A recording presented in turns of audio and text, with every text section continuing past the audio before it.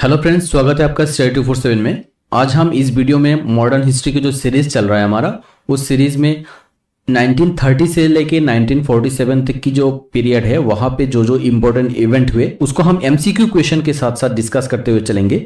इससे पहले हमने और भी बहुत सारे वीडियो अपलोड कर चुके हैं मॉडर्न हिस्ट्री के ऊपर, तो आप लोग वो जाके देख सकते हैं इस वीडियो को पोस्ट करके।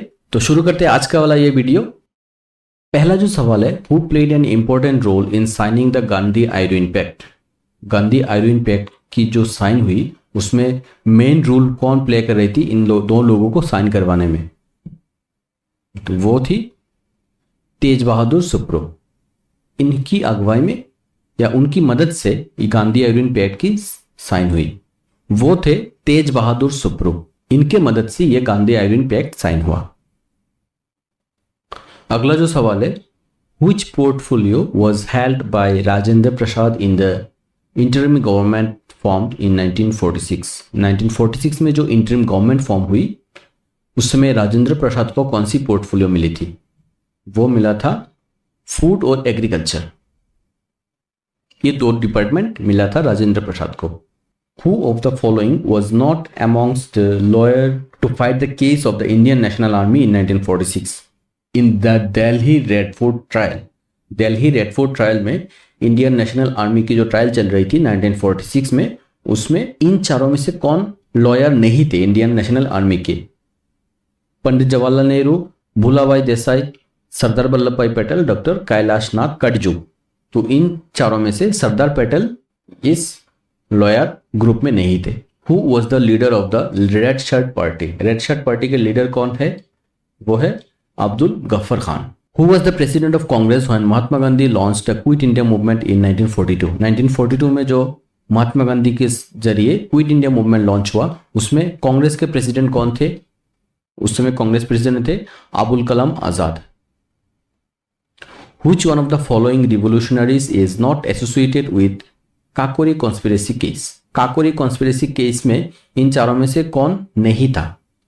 तो इसमें सही जवाब जो है वो है भगत सिंह। भगत सिंह उसमें डायरेक्टली इन्वॉल्व नहीं थे। बाकी रामप्रसाद बिस्मिल, रोशन सिंह, अशफाक उल्ला खान, ये तीनों इसमें इन्वॉल्व थे। Who said Cripps proposal were a post dated cheque of a crashing bank. Cripps का जो प्रपोजल है वो एक आउटडेटेड चेक है, पोस्ट डेटेड चेक है जो बैंक ही क्रैश कर जाएगा। ये किसने कहा था? ये कहा था महात्मा गांधी ने। In which of the following jail the book Discovery of India was written by Jawaharlal Nehru.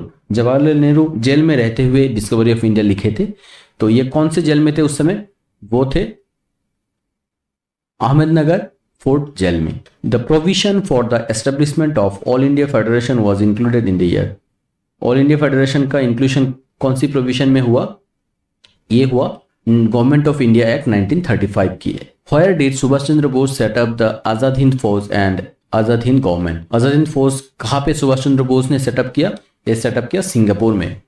The freedom fighter who died in jail due to hunger strike.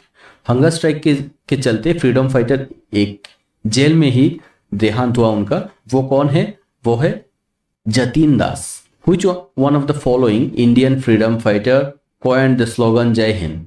जय हिंद का स्लोगन जो है वो नारा किसने दिया था? ये नारा दिया था सुभाष चंद्र बोस ने। Who was the commander in chief of INA before Subhash Chandra Bose. Subhash Chandra Bose को जो INA की नेतृत्व मिली उससे पहले INA को संचालित कौन कर रहे थे? वो थे कैप्टन मोहन सिंह। और इस INA की प्रतिष्ठाता कौन है? यह है Rash Behari Bose. On which of the following fleet the naval revolt of 1946 was started. कौन सी फ्लीट में नेवल रिवोल्ट ऑफ 1946 शुरू हुआ? यह हुआ INS तलवार में। An article why I am an atheist was written by. ये एक आर्टिकल जो है why I am an atheist, ये आर्टिकल किसने लिखी थी? ये आर्टिकल लिखी थी भगत सिंह ने। Subhash Chandra Bose was reelected the president of INC at the Tripuri session of 1939 by defeating Gandhi's candidate। Subhash Chandra Bose president बने इंडियन नेशनल कांग्रेस के दूसरी बार त्रिपुरी सेशन में जो हुआ 1939 में। उस समय गांधी जी की जो कैंडिडेट थे उनके नाम क्या था? उनका नाम था Pattabhi Sitaramayya. The historic August session of the All India Congress Committee at which the Quit India resolution was passed was held at Gwalior park. In Gwalior park की कौन सी जगह पे हुई थी ये अगस्त सेशन? ये हुआ था बॉम्बे में। Who founded the organisation servant of Indian society? Servant of Indian society किसने स्थापना की थी? इसकी स्थापना की थी गोपाल कृष्ण गोखले ने। When was the Quit India movement launched by Mohandas Karamchand Gandhi? Mohandas Karamchand Gandhi के जरिए क्विट इंडिया मूवमेंट जो लॉन्च हुआ वो कब हुआ? वो हुआ 1942 में। Who among the following was the real founder of the Aligarh Muslim university? Aligarh Muslim university का फाउंडर कौन है? वो है Syed Ahmad Khan. Which of the following statements above the Government of India Act 1935 is not correct? Government of India Act of 1935 ये जो act है उसमें कौन सा प्रोविजन है जो सही नहीं है? Dyarchy was established in the province. Dyarchy पहली बार एस्टेब्लिश किया गया, यही स्टेटमेंट गलत है। पहला जो स्टेटमेंट है वही गलत है। यह डायरेसी कब लागू किया गया? ये किया गया 1919 की जो एक्ट है मॉन्टेगो चेम्सफोर्ड रिफॉर्म, उस रिफॉर्म में ये डायरेसी लाया गया था। तो यही होगा उसका सही आंसर। बाकी जितनी भी स्टेटमेंट है वो सब सही है। The British cabinet mission which came to India in March 1946 did not have as its member. उस कैबिनेट मिशन में कौन मेंबर नहीं था? तो इसका जो सही जवाब है वो है कैंपबेल जॉनसन। ये नहीं थे उस कैबिनेट मिशन में। Who was the chairman of the drafting committee of the constitution? Drafting committee के चेयरमैन कौन थे? वो है doctor B R Ambedkar. Who was the Congress president when India became free? India जब इंडिपेंडेंट हुआ उस समय कांग्रेस के प्रेसिडेंट कौन थे? वो थे JP Kripalani. The Quit India campaign was launched by the national Congress after the failure of? कौन सी मिशन फेल होने के बाद इंडियन लोगों ने क्विट इंडिया कैंपेन का शुरुआत किया?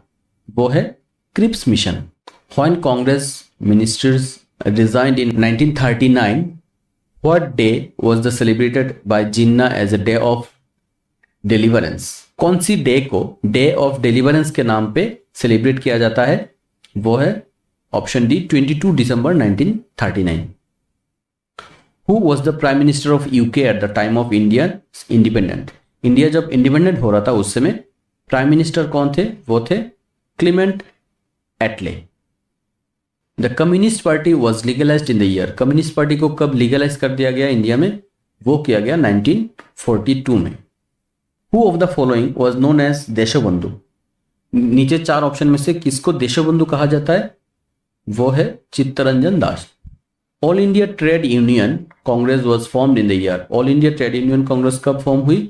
ये हुई 1920 में।